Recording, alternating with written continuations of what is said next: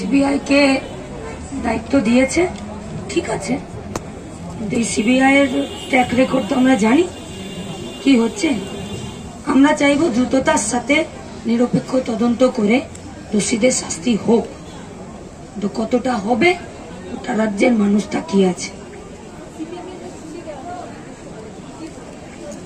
তা অপদার্থ সরকার, তা অপদার্থ পুলিশ মন্ত্রী, তা অপদার্থ পুলিশ প্রশাসন মিলে কেউ নিজে দাঁড়িয়ে থেকে বলে যে 7 দিন পর যদি কিছু না হয় তাহলে সিবিআই কে দিয়ে দেবো? তাহলে যান না, আপনি ছবি টবি আঁকুন, অন্য কাউকে দায়িত্ব ট্রান্সফার করে দিন। কি দরকার নিজের হাতে দায়িত্বটা রাখার? সিবিআই এর তদন্ত নিয়ে বারবার প্রশ্ন চিহ্ন থেকে গিয়েছে। কোনো যে সিবিআই সম্পূর্ণ করতে পারেনি এই নিয়ে বিভিন্ন সময় তৃণমূলরা বারবার অভিযোগ করেন যে সিবিআইয়ের হাতে সম্পূর্ণ ব্যর্থ বলে তারা মনে করছেন।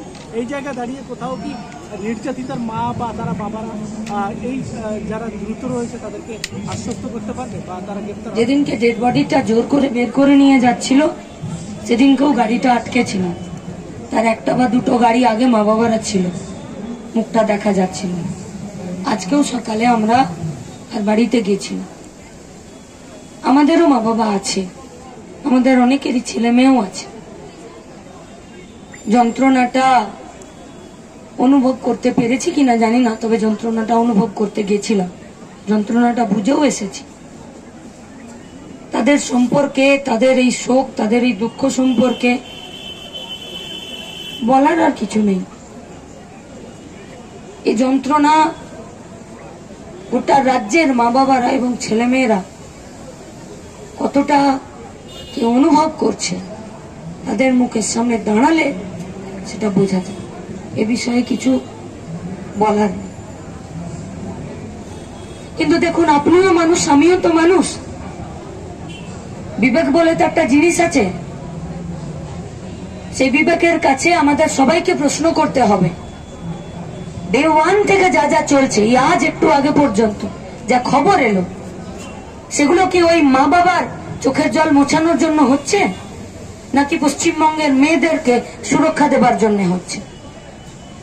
তাই আগামী কালও সারাদিনই আমাদের এই অবস্থান চলবে, আজ সারা রাত চলবে। আগামী কালও আমরা এখানেই রাতেই, রাত 11:30টার সময় এখানেই আমরা বলেছি যে মশাল মিছিল হবে, জালো স্বাধীনতার আলো। মেয়েদের স্বাধীনতা, বেঁচে থাকার স্বাধীনতা, প্রত্যেকের বাঁচার জন্য প্রতিবাদ করার স্বাধীনতা, এই স্বাধীনতা দিতে হবে। আর এই মশাল শুধুমাত্র সাংকেতিক বা দু একটা জায়গাতে জ্বালিয়ে দেবার জন্য নয়, এই মশাল যারা অন্যায় করছে বা এই অন্যায়টাকে যাতে বন্ধ হয় তার জন্য রাস্তা দেখিয়ে দেবার জন্য, আর যারা অন্যায় করছে তাদেরকে সাবধান করে দেবার জন্য। আমরা ফিরে বলছি, সিবিআই কে দায়িত্ব দিয়েছে হাইকোর্ট, ঠিক আছে, কিন্তু ট্র্যাক রেকর্ড আমাদেরকে যা বলছে তাতে আমরা বলছি দ্রুততার সাথে নিরপেক্ষভাবে তদন্ত করে দোষীদেরকে শাস্তি দিন। পরিবার নির্যাতিতার পরিবারকে পুলিশ কর্তা ফোন করে একটা অফারের কথা বলা হয়েছিল, এই নিয়ে তারা পরিষ্কারভাবে দায়িত্বহীন ভাষায় তারা জানিয়েছেন।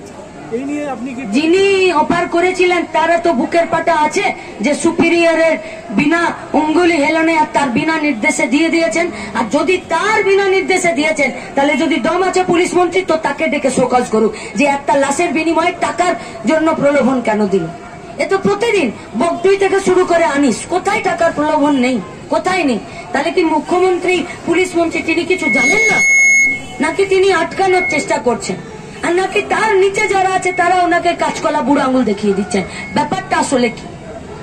আপনারা দেখছেন আওয়াজ, রোজকারের হক কথা। ফর মোর আপডেটস অ্যাবাউট আওয়াজ, please subscribe our YouTube channel.